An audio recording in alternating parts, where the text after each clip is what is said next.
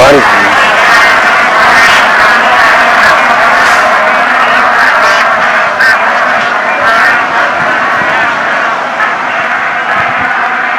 ಮಾನ್ಯ ವೀಕ್ಷಕರೇ, ತುಂಬಾ ವಿಶೇಷ ಅಂತ ಹೇಳಿದ್ರೆ ನಾವು ಇವತ್ತು ಮಾಗಡಿಯಲ್ಲಿದ್ದೇವೆ. ನಮ್ಮೊಂದಿಗೆ ಸಮತ್ ಕೊಟ್ಟೂರ್ ಸರ್ ಇದ್ದಾರೆ. ಪಕ್ಷಿಗಳ ಬಗ್ಗೆ ಅಧ್ಯಯನ ಮಾಡಿದಂತವ್ರು. ನೀವು ಮುಂದೆ ನೋಡುವ ಹೊತ್ತಿಗೆ ಸಾವಿರಾರು ಪಕ್ಷಿಗಳ ಕೆರೆಗಳಿಲ್ಲಿದೆ. ಅವ್ರ ಹತ್ರನೇ ಕೇಳ್ತಾ ಹೋಗೋ ಬನ್ನಿ. ಏನ್ ಸರ್ ಮಾಗಡಿ ಕೆರೆ ವಿಶೇಷ ಡಿಸೆಂಬರ್ ತಿಂಗಳಲ್ಲಿ? ಗದಗ ಜಿಲ್ಲೆಯಲ್ಲಿರುವಂತಹ ಶಿರಹಟ್ಟಿ ತಾಲೂಕಿನಲ್ಲಿರುವ ಒಂದು ಗ್ರಾಮ ಮಾಗಡಿ ಅಂತ, ಅಲ್ಲಿರುವಂತಹ ಒಂದು ಚಿಕ್ಕ ಕೆರೆ. ಅದು 134 ಎಕರೆ ಪ್ರದೇಶದಲ್ಲಿ ಹರಡಿಕೊಂಡಿರುವಂತಹ ಕೆರೆ. ಆ ಕೆರೆಯಲ್ಲಿ ಪ್ರತಿ ವರ್ಷ 5,000ದಿಂದ 10,000ದಷ್ಟು ಗೀರುತಲೆ ಹೆಬ್ಬಾತುಗಳು ಇಲ್ಲಿ ಬರ್ತವೆ. ಈ ಗೀರುತಲೆ ಹೆಬ್ಬಾತ್ಗೆ ಇಂಗ್ಲಿಷ್ ನಲ್ಲಿ ಬಾರ್ ಹೆಡೆಡ್ ಗೀಸ್ ಅಂತ ಹೇಳ್ತೇವೆ. ಇದು ವಿಶೇಷ ಏನಂದ್ರೆ, ನಮ್ಮ ನವೆಂಬರ್ ತಿಂಗಳು ಬಂದ ತಕ್ಷಣ ನಾವು ಕನ್ನಡ ರಾಜ್ಯೋತ್ಸವ ಆಚರಣೆ ಮಾಡ್ತಾ ಇರ್ತೀವಿ. ಅಷ್ಟೊತ್ತಿಗೆ ಅವೆಲ್ಲ ನಮ್ಮ ಅತಿಥಿಗಳ ಹಾಗೆ ಹೇಳಿದ ಸಮಯಕ್ಕೆ ಸರಿಯಾಗಿ ಕೆರೆಗೆ ಬಂದು ಇಳಿತವೆ. ಆ ಜನ ಕಾಯ್ತಾ ಇರ್ತಾರೆ ಪಕ್ಷಿಗಳನ್ನು ಬರೋದನ್ನ ನೋಡ್ಲಿಕ್ಕೆ. ಆ ನಂತರ ಈ ಪಕ್ಷಿಗಳು ಇಲ್ಲಿ ನವೆಂಬರ್, ಡಿಸೆಂಬರ್, ಜನವರಿ, ಫೆಬ್ರವರಿವರೆಗೂ ಇಲ್ಲಿರ್ತವೆ. ಫೆಬ್ರವರಿ ಕೊನೆಗೆ ಆಗ್ತಿದ್ದಂಗೆ, ಬೇಸಿಗೆ ಆರಂಭ ಆಗ್ತಿದ್ದಂಗೆ ಇಲ್ಲಿಂದ ಹಾರ್ಲಿಕ್ಕೆ ಶುರು ಮಾಡಿ ಮತ್ತೆ ವಾಪಸ್ ತಮ್ಮ ಮೂಲ ನೆಲೆಗೆ ಹೋಗ್ತವೆ. ಎಲ್ಲಿಂದ ಬರುತ್ತೆ ಸರ್ ಇದು? ಇದ್ರ ಬಗ್ಗೆ ಹೇಳಬೇಕಾದ್ರೆ, ಮೂಲತಃ ಇವುಗಳ ನೆಲೆ ಅಂದ್ರೆ ಯಾವುದು, ಸಂತಾನೋತ್ಪತ್ತಿ ಸ್ಥಳವನ್ನ ನಾವು ಅವುಗಳ ಮೂಲ ನೆಲೆ ಅಂತ ಹೇಳ್ತೇವೆ. ಈ ಬಾರ್ಡೆಡ್ ಗೀಸ್ಗಳು ಮಂಗೋಲಿಯಾ ಮತ್ತು ಚೈನಾದ ಉತ್ತರ ಭಾಗ, ಟಿಬೆಟ್, ಲಡಾಖ್, ತಜಾಕಿಸ್ತಾನ್ ಆ ಭಾಗದಲ್ಲಿ ಇವು ಹೆಚ್ಚಾಗಿ ಅಲ್ಲಿ ಮೊಟ್ಟೆ ಇಟ್ಟು ಮರಿ ಮಾಡ್ತವೆ. ಅದು ಬೇಸಿಗೆಯಲ್ಲಿ ಮೇ, ಜೂನ್, ಜುಲೈ ಅಷ್ಟೊತ್ತಿಗೆ ಅವು ಅಲ್ಲಿರುವಂತಹ ಎತ್ತರದ ಪ್ರದೇಶದಲ್ಲಿರುವಂತಹ ಸರೋವರಗಳ ದಂಡೆಯಲ್ಲಿ ಮೊಟ್ಟೆ ಇಟ್ಟು ಮರಿ ಮಾಡ್ತವೆ. ಒಂದೊಂದು ಗೀರು ತಲೆ ಹೆಬ್ಬಾತು ಗರಿಷ್ಠ 8 ಮೊಟ್ಟೆಯನ್ನಿಟ್ಟು ಮರಿಗಳನ್ನು ಮಾಡ್ಕೊಳ್ತವೆ. ಆ ಮರಿಗಳನ್ನ ಸಾಕಿ ಸಲುಹಿ ಅವುಗಳನ್ನ ಮತ್ತೆ ದೊಡ್ಡವಾದ್ಮೇಲೆ ಸೆಪ್ಟೆಂಬರ್ ತಿಂಗಳಷ್ಟೊತ್ತಿಗೆ ಅವು ಅಲ್ಲಿಂದ ಹಾರಲಿಕ್ಕೆ ಶುರು ಮಾಡ್ತವೆ. ಯಾವಾಗ ಅಲ್ಲಿ ಚಳಿ ಶುರು ಆಗುತ್ತೆ, ನಿಮ್ಗೆಲ್ಲ ಗೊತ್ತಿರ್ಬೇಕು, ಉತ್ತರ ಧ್ರುವದಲ್ಲಿ ಚಳಿಗಾಲದಲ್ಲಿ ಹಿಮ ಅಲ್ಲಿ ಬೀಳುತ್ತೆ, ಎಲ್ಲಾ ಪ್ರದೇಶ ಹಿಮಗಟ್ಟುತ್ತೆ. ಅಂತ ಸಂದರ್ಭದಲ್ಲಿ ಅವುಗಳಿಗೆ ಆಹಾರದ ಲಭ್ಯತೆ ಕಡಿಮೆ. ಹಾಗಾಗಿ ಅವು ಹಾರ್ಕೊಂಡು ಬರ್ತವೆ. ಸುಮಾರು 1-2 ತಿಂಗಳ ಕಾಲ ಅವು ಪ್ರಯಾಣ ಮಾಡ್ತವೆ. ಕೆಲವು 1 ತಿಂಗಳಲ್ಲೇ ಬರ್ತವೆ. 6,000 to 7,000 ಕಿಲೋಮೀಟರ್ ಅವು ಹಾರ್ಕೊಂಡು ಬಿಸಿ ಇರುವಂತಹ ಏನು ಪ್ರದೇಶ ಏನಿದೆ, ನಮ್ಮ ಉಷ್ಣ ವಲಯದ ಪ್ರದೇಶ ಏನಿದೆ, ಅದರಲ್ಲೂ ದಕ್ಷಿಣ ಭಾರತಕ್ಕೆ ಹೆಚ್ಚು ಪ್ರಮಾಣದಲ್ಲಿ ವಲಸೆ ಬರ್ತವೆ. ನೋಡಿ, ಜಗತ್ನಲ್ಲಿ ಈ ಪಕ್ಷಿಗಳ ಸಂಖ್ಯೆ 50,000 to 60,000 ಪಕ್ಷಿಗಳಿದಾವೆ.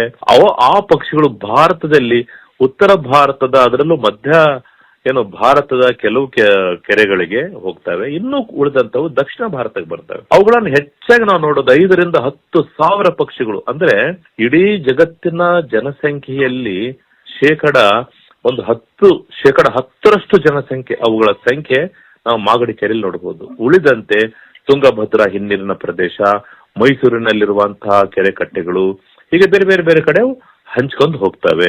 ಈ ಹಿಮಾಲಯದಲ್ಲಿ ಆಕ್ಸಿಜನ್ ಪ್ರಾಬ್ಲಮ್ ಆಗೋದಿಲ್ವಾ ಸರ್? ನೋಡಿ, ಇದು ಒಂದು ಬಹಳ ಇಂಟ್ರೆಸ್ಟಿಂಗ್. ಇಡೀ ಪಕ್ಷಿ ಪ್ರಪಂಚದಲ್ಲಿ ಅಂತ ಒಂದು ಹಿಮಾಲಯವನ್ನ, ಅದರಲ್ಲೂ 8,000 ಮೀಟರ್ ಅಂದ್ರೆ ಸುಮಾರು 20,000 ಅಡಿಗಳಷ್ಟು ಎತ್ತರದಲ್ಲಿ, ಅಂದ್ರೆ ಸಮುದ್ರ ಮಟ್ಟದಿಂದ 20,000 ಅಡಿ ಎತ್ತರದಲ್ಲಿ ಹಾರ್ಕೊಂಡು ಬರ್ತವೆ.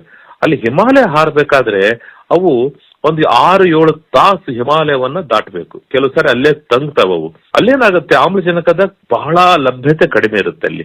ಆದ್ರೆ ಇವುಗಳ ವಿಶೇಷ ಏನಂತ ಹೇಳಿದ್ರೆ, ಇವುಗಳ ಶ್ವಾಸಕೋಶಗಳು ಕಡಿಮೆ ಆಮ್ಲಜನಕವನ್ನೇ ಎಳೆದಿಟ್ಕೊಂಡು ಸಂಗ್ರಹ ಮಾಡಿಕೊಂಡು ಬಳಕೆ ಮಾಡುವಂತ ಒಂದು ವ್ಯವಸ್ಥೆ ಮಾಡ್ಕೊಂಡಿದ್ದಾವೆ. ಅದರಲ್ಲೂ ಏನಾಗುತ್ತೆ, ನಾನು ಹಿಮೋಗ್ಲೋಬಿನ್ ಅಂತ ಹೇಳ್ತೀವಿ, ಕೆಂಪು ರಕ್ತ ಕಣಗಳು. ಈ ಕೆಂಪು ರಕ್ತ ಕಣಗಳು ಹೆಚ್ಚು ಆಮ್ಲಜನಕವನ್ನು ಸಂಗ್ರಹಿಸಿಕೊಳ್ಳುವಂತ ಶಕ್ತಿಯನ್ನ ಹೊಂದ್ಕೊಂಡಿದ್ದಾವೆ. ಹಾಗಾಗಿ ಅಲ್ಲಿ ಆಮ್ಲಜನಕದ ಕೊರತೆ ಇದ್ರೂ ಸಹ ಅದೇ ಕಡಿಮೆ ಆಮ್ಲಜನಕವನ್ನ ಬಳಸಿಕೊಂಡು ಅವು ಹಾರ್ಕೊಂಡು ಹಿಮಾಲಯ ದಾಟ್ಕೊಂಡು ದಕ್ಷಿಣ ಭಾರತ ಕಡೆ ವಲಸೆ ಬರ್ತವೆ. ಇದ್ರ ಈಗ ಫ್ಲೈಟ್ ಹೇಗೆ ಲ್ಯಾಂಡ್ ಆಗುತ್ತೆ, ಆ ರೀತಿ ಲ್ಯಾಂಡ್ ಆಗುತ್ತೆ, ಹಾಗೆ ಟೇಕಪ್ ತಗೊಳುತ್ತೆ. ಅದ್ರ ಮಧ್ಯೆ ಬೆಳಗ್ಗೆ 6 ಗಂಟೆಯಿಂದ 9 ಗಂಟೆವರೆಗೆ ಈ ಕೆರೆಯಲ್ಲಿ ಪಕ್ಷಿ ಇಲ್ಲ, ಸಂಜೆ 5 ಗಂಟೆಯಿಂದ 8 ಗಂಟೆವರೆಗೆ ಈ ಪಕ್ಷಿ ಇಲ್ಲ. ಏನ್ ಮಾಡುತ್ತೆ ಸರ್ ಈ ಮಧ್ಯೆ ಹೋದಂತ ಪಕ್ಷಿಗಳು ಟೇಕಪ್ ಲ್ಯಾಂಡಿಂಗ್ ಆಗಿದ್ದು? ಈ ಟೇಕಪ್ ಲ್ಯಾಂಡಿಂಗ್ ಬಗ್ಗೆ ಹೇಳ್ಬೋದು ಸರ್? ವಿಶೇಷ ಏನ್ ಗೊತ್ತಾ, ಹೆಬ್ಬಾತುಗಳು ಮಾಂಸಾಹಾರಿಗಳಾಗಿದ್ರು ಈ ಗೀರುತಲೆ ಹೆಬ್ಬಾತು ಪಕ್ಕಾ ಸಸ್ಯಾಹಾರಿ. ಇದು ಈ ಗೋಧಿ ಅಥವಾ ನಮ್ಮ ಕಡ್ಲೆ, ನಮ್ಮ ಎಳೆ ಹುಲ್ಲು, ಆಮೇಲೆ ಈ ತರದ ಅದರ ಚಿಗುರನ್ನ ತಿನ್ನುತ್ತೆ. ಅಥವಾ ಶೇಂಗಾ ನೋಡಿ ಹೇಗೆ ಟೈಮ್ ಕೋಇನ್ಸಿಡೆನ್ಸ್ ಆಗುತ್ತಂದ್ರೆ, ನಮ್ಮಲ್ಲಿ ಗದಗ ಸುತ್ತಮುತ್ತಲು ಏನ್ ಮಾಡ್ತಾರೆ, ಕೊಪ್ಪಳ ಗದಗ ಈ ಭಾಗದಲ್ಲೆಲ್ಲ ಶೇಂಗಾ ಬೆಳೆದಿರ್ತಾರೆ. ಶೇಂಗಾ ಹಾರ್ವೆಸ್ಟ್ ಮಾಡ್ತಾರೆ ಜನವರಿ ಅಷ್ಟೊತ್ತಿಗೆ. ಆ ಸಮಯಕ್ಕೆ ಹೋಗಿ ಶೇಂಗಾವನ್ನ ತೆಗೆದ್ಮೇಲೆ ಉಳಿದಂತಹ ಬೀಜಗಳನ್ನ ಆರಿಸ್ಕೊಂಡು ತಿಂತಾವೆ ಹೊಲದಲ್ಲಿ. ಹಾಗಾಗಿ ಇವು ಈ ಕೆರೆಗೆ ಯಾಕೆ ಬರ್ತಾವಂದ್ರೆ, ಇದು ಒಂದು ವಿಶ್ರಾಂತಿ ಧಾಮ, ಅವಕ್ಕೆ ವಿಶ್ರಾಂತಿ ತಾಣ, ತಂಗುವ ತಾಣ. ಇಲ್ಲಿ ಇರುವಂತ ಮೀನು ಆಗ್ಲಿ ಯಾವುದೇ ಹುಳ ಉಪ್ಪಟೆನ ತಿನ್ನದೆ ಅದು ಸಸ್ಯಾಹಾರವನ್ನು ಹುಡ್ಕೊಂಡು ಹೋಗುತ್ತೆ. ಇದು ಬೆಳಗಿನ ಜಾವ ಇನ್ನು ಸೂರ್ಯೋದಯಕ್ಕಿಂತ ಮುಂಚೆ ಹಾರ್ಕೊಂಡು ಹೋಗ್ಬಿಡ್ತವೆ. ಹೋಗಿ ಅಲ್ಲಿ ಎಳೆ ಹುಲ್ಲುಗಳನ್ನೆಲ್ಲ ಮೇಯ್ಕೊಂಡು ಮತ್ತೆ ವಾಪಸ್ 8, 9, 10 ಗಂಟೆ ಅಷ್ಟೊತ್ತಿಗೆ ವಾಪಸ್ ಬಂದು ಕೆರೆಯಲ್ಲಿ ಅವು ವಿಶ್ರಾಂತಿ ಪಡಿತವೆ. ಮತ್ತೊಂದೊಂದ್ಸರಿ ಸಂಜೆ ಹೊತ್ತು ಇನ್ನೊಂದು ರೌಂಡ್ ಹೋಗಿ ಮತ್ತೆ ಆಹಾರವನ್ನ ಸೇವಿಸಿ ಮತ್ತೆ ವಾಪಸ್ ಬರ್ತವೆ.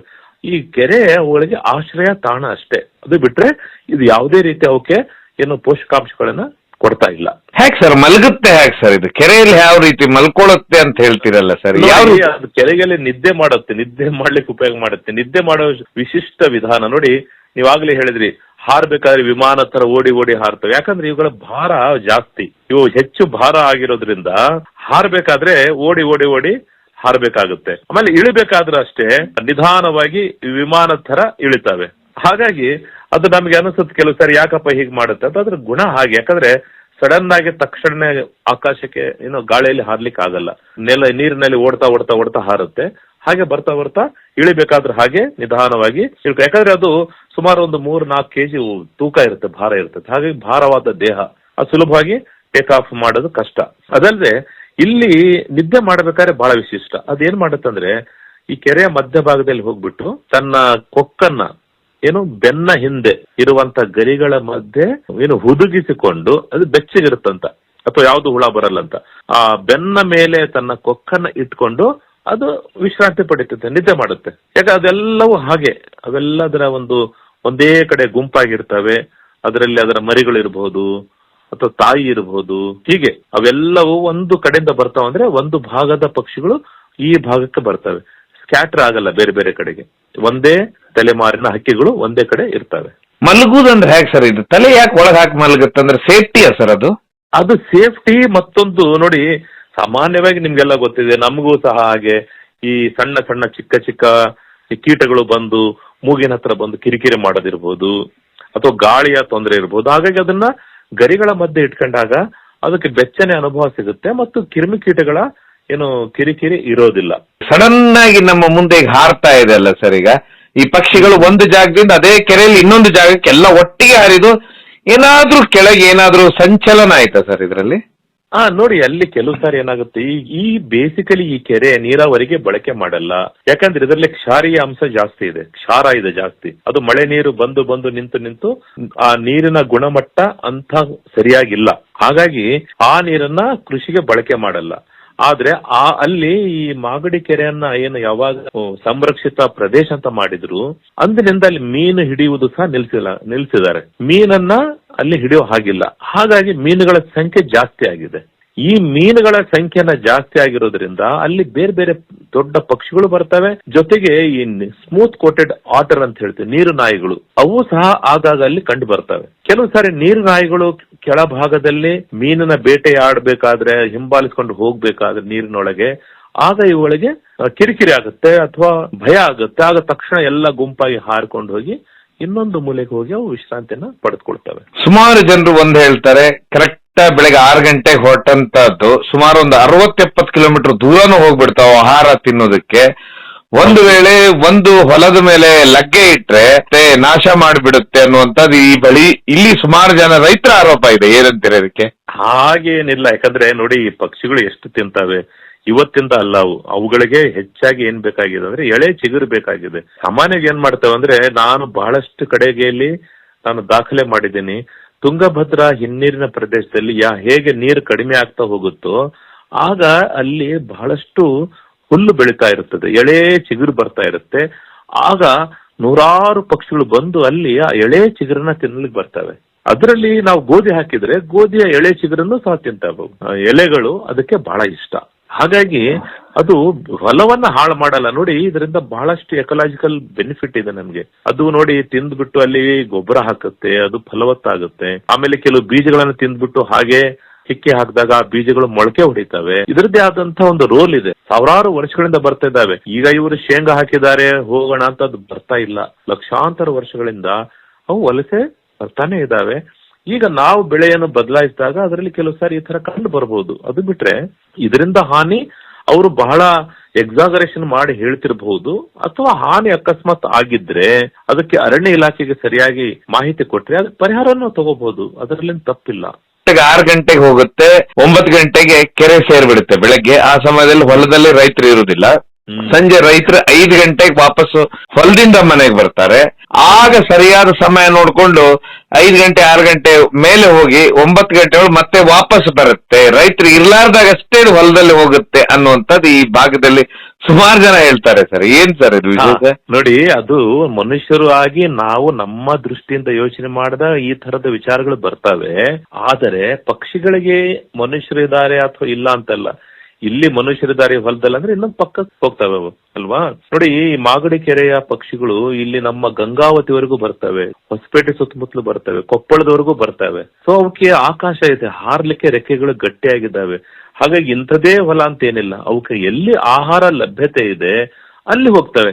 ಈ ರೈತನ ಹೊಲ ಅಥವಾ ಇದು ಇನ್ನೊಬ್ಬ ರೈತನ ಅಂತ ವ್ಯತ್ಯಾಸ ಇಲ್ಲ. ಆಹಾರ ಇದೆಯಾ ಅದನ್ನು ಹೋಗಿ ಸೇವನೆ ಮಾಡ್ಬೇಕು ಅನ್ನೋದಷ್ಟೇ ಅವಕ್ಕೆ ಗೊತ್ತಿದೆ ಹೊರತು ಈ ತರ ಇಲ್ಲ. ಯಾಕಂದ್ರೆ ಬೆಳಿಗ್ಗೆ ಯಾಕೆ ಹಾರುತ್ತಾ ಅಂದ್ರೆ ಬೆಳಗ್ಗೆ ಸಹಜವಾಗಿ ಯಾವುದೇ ಪಕ್ಷಿ ನೋಡಿ ಬೆಳಕು ಹರಿದ ತಕ್ಷಣ ಅವು ಆಹಾರವನ್ನು ಹುಡುಕ್ಲಿಕ್ಕೆ ಹೋಗ್ತವೆ. ಯಾವುದೇ ಪ್ರಾಣಿ ನೋಡಿ ಬೆಳಕಾದ ತಕ್ಷಣ ಆಹಾರವನ್ನು ಹುಡ್ಕೊಂಡು ಹೋಗುತ್ತೆ, ಅದು ನೈಸರ್ಗಿಕ ಕ್ರಿಯೆ. ಅದೇ ರೀತಿ ಸಂಜೆ ಒಂದು ಸಾರಿ ಮತ್ತೆ ಊಟ. ಯಾವಾಗ್ಲೂ ಎಲ್ಲಾ ಪಕ್ಷಿಗಳಷ್ಟೇ, ರಾತ್ರಿ ನಿದ್ದೆ ಪಕ್ಷಿಗಳಾಗ್ಲಿ ಪ್ರಾಣಿಗಳಾಗ್ಲಿ ರಾತ್ರಿ ನಿದ್ದೆ ಹೋಗಕ್ಕಿಂತ ಮುಂಚೆ ಮತ್ತೊಂದು ಸುತ್ತು ಹೋಗಿ ಊಟ ಮಾಡ್ಕೊಂಡು ಬಂದು ಮತ್ತೆ ಮಲಗ್ತವೆ. ಇದು ಸಹಜವಾದ ಕ್ರಿಯೆ. ಅದು ನಾವು ಕಾರ್ಯುಲೇಟ್ ಮಾಡ್ತಾ ಇದೀವಿ, ಇದಕ್ಕೆ ಸಂಬಂಧ ಕಲ್ಪನೆ ಮಾಡ್ತಾ ಇದೀವಿ. ನಾವು ಮನುಷ್ಯರು ನೋಡಿ ಇದು ಬರ್ತಾ ಇದೆ ತಪ್ಪಿಸ್ಕೊಂಡು ಹೋಗ್ತಾ ಆ ತರ ಅದೇನು ಯೋಚನೆ ಮಾಡಲ್ಲ. ಆ ಪಕ್ಷಿ ಆಹಾರ ಇದೆಯಾ ಅಥವಾ ಇಲ್ಲ, ಅದರ ಆಹಾರ ಪದ್ಧತಿನೇ ಹಾಗಿದೆ. ಈ ಮಾಗಡಿ ಕೆರೆ ಪಕ್ಷಿಗಳಷ್ಟೇ ಈ ತರ ಇಲ್ಲ, ಜಗತ್ತಿನ ಎಲ್ಲಾ ಪಕ್ಷಿಗಳು ಅದರಲ್ಲಿ ಬಾರಡಿಗೆ ಇದೇ ತರ ವರ್ತನೆಯನ್ನ ತೋರಿಸ್ತಾ ಇದೆ. ತುಂಬಾ ವಿಶೇಷ ಅಂದ್ರೆ ಇಲ್ಲಿ ಸರ್ ಒಂದು ವಿ ಶೇಪ್ ಅಲ್ಲಿ ಹಾರುತ್ತೆ. ಏನ್ ಸರ್ ಇದೆಲ್ಲ ಒಟ್ಟಿಗೆನೆ ಒಂದೇ ವಿ ಶೇಪ್, ಒಂದು ಲೀಡರ್ ಆಗಿ ಮುಂದೆ ಹೋಗ್ತಾ ಇರುತ್ತೆ. ಯಾವಾಗ್ಲೂ ಪಕ್ಷಿಗಳು ವಲಸೆ ಹಕ್ಕಿಗಳು ಏನಾಗುತ್ತಂದ್ರೆ ಯಾವಾಗ್ಲೂ ವಿ ಆಕಾರದಲ್ಲೇ ಹೋಗೋದು. ಯಾಕಂತ ಹೇಳೋದು ಗುಂಪಿನಲ್ಲೇ ಹಾರ್ತವೆ. ಇದರಲ್ಲಿ ಅನೇಕ ಕಾರಣಗಳಿದಾವೆ. ಏನಾಗುತ್ತಂದ್ರೆ ಒಂದು ವಿ ಶೇಪ್ ನಲ್ಲಿ ಮುಂದೆ ಇರುವಂತಹ ಪಕ್ಷಿ ಏನಿದೆ ಅದು ಲೀಡರ್, ಅದು ನಾಯಕ, ಅದು ಹಿರಿಯ ಅನುಭವಿ ಪಕ್ಷಿ ಆಗಿರುತ್ತೆ. ಅದು ಎಲ್ಲಿ ಹೋಗುತ್ತೋ ಅದನ್ನ ಎಲ್ಲಾ ಫಾಲೋ ಮಾಡ್ಕೊಂಡು ಹೋಗ್ತವೆ. ಮತ್ತೆ ವಿ ಆಕಾರವನ್ನ ಯಾಕೆ ರಚನೆ ಮಾಡ್ತಾವಂದ್ರೆ ನೋಡಿ, ಅದು ಥರ್ಮೋಡೈನಾಮಿಕ್ಸ್ ಅಂತ ಹೇಳ್ತೀವಿ. ಅದಕ್ಕೆ ಈ ಹಾರಬೇಕಾದ್ರೆ ಏನಾಗುತ್ತೆ, ಒಬ್ಬರಿಂದ ಎನರ್ಜಿ ಶಕ್ತಿ ಏನಿದೆ ಅಲ್ಲ ಸಂಚಯ ಆಗುತ್ತೆ, ಅಲ್ಲಿ ಗ್ಯಾಪ್ ಉಂಟಾಗುತ್ತೆ.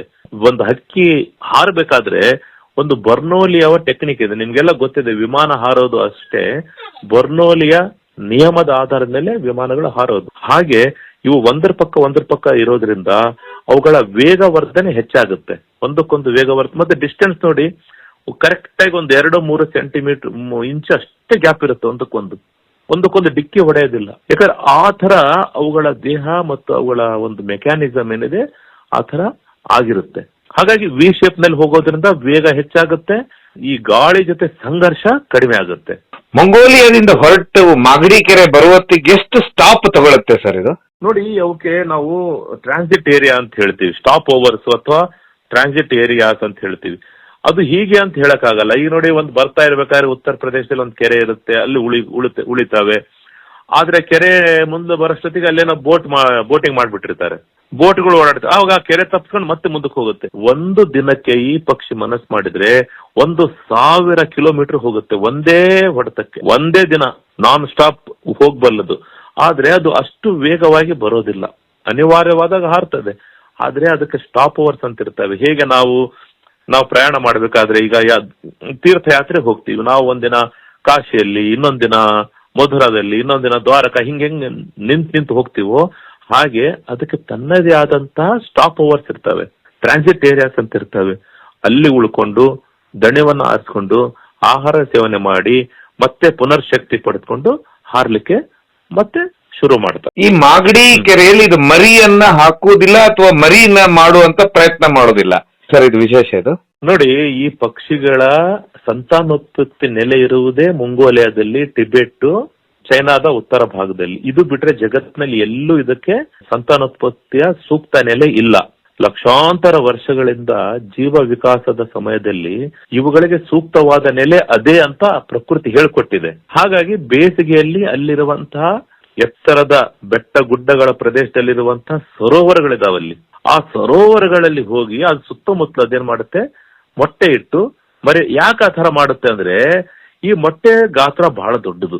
ಊರಿನ ಜನರ ಮಧ್ಯನಾರ ಮೊಟ್ಟೆ ಇಟ್ಬಿಟ್ರೆ ಆ ಮೊಟ್ಟೆನ ಜನ ಎತ್ಕೊಂಡು ಹೋಗ್ಬಿಡ್ತಾರೆ.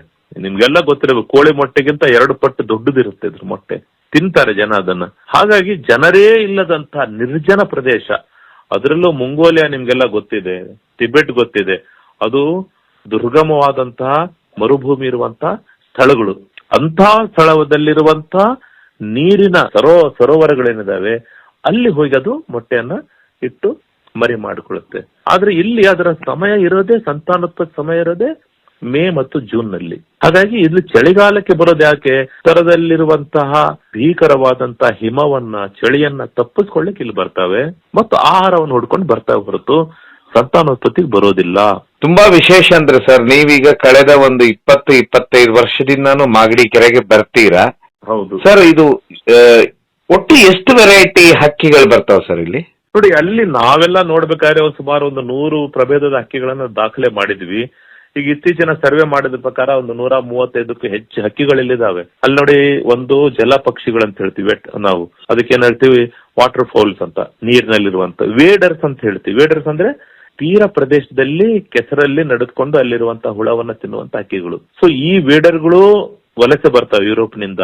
ಈ ಬಾರೆಡೆಡ್ ಗೀಸ್ ಬರುತ್ತೆ, ಅದ್ರ ಜೊತೆಗೆ ಅನೇಕ ಹಕ್ಕಿಗಳು ಬರ್ತಾವೆ. ಫಾರ್ ಎಕ್ಸಾಂಪಲ್, ಉದಾಹರಣೆಗೆ ಸೂಜಿ ಬಾತು ಅಂತ ಒಂದಿದೆ, ರೆಡ್ಡಿ ಶೆಲ್ಡಕ್ ಅಂತ ಬರುತ್ತೆ, ಕೆಂಪು ಬಣ್ಣದ ಒಂದು ಹೆಬ್ಬಾತು. ಹೀಗೆ ಅನೇಕ ಪಕ್ಷಿಗಳು ಬರ್ತವೆ. ಸ್ಥಳೀಯ ಹಕ್ಕಿಗಳು ಮತ್ತು ಬೇರೆ ಬೇರೆ ಹಕ್ಕಿಗಳನ್ನ ನಾವು ಸೇರಿಸಿದ್ರೆ ಇಲ್ಲಿ ಬಹಳಷ್ಟು ಹಕ್ಕಿಗಳನ್ನ ನಾವು ಇಲ್ಲಿ ನೋಡ್ಬೋದು. ಸುಮಾರಾಗಿ ಇಲ್ಲಿವರೆಗೆ ದಾಖಲೆ ಮಾಡಿದ್ದಾರೆ, ಇಲ್ಲೆಲ್ಲ ಸರ್ವೆ ಮಾಡಿದ್ದಾರೆ. ಮಾಡಿದ್ಮೇಲೆ ಇಲ್ಲಿ ಅತಿ ಹೆಚ್ಚು ಪ್ರಭೇದದ ಹಕ್ಕಿಗಳು ಕಂಡು ಬಂದಿದ್ದಾವೆ.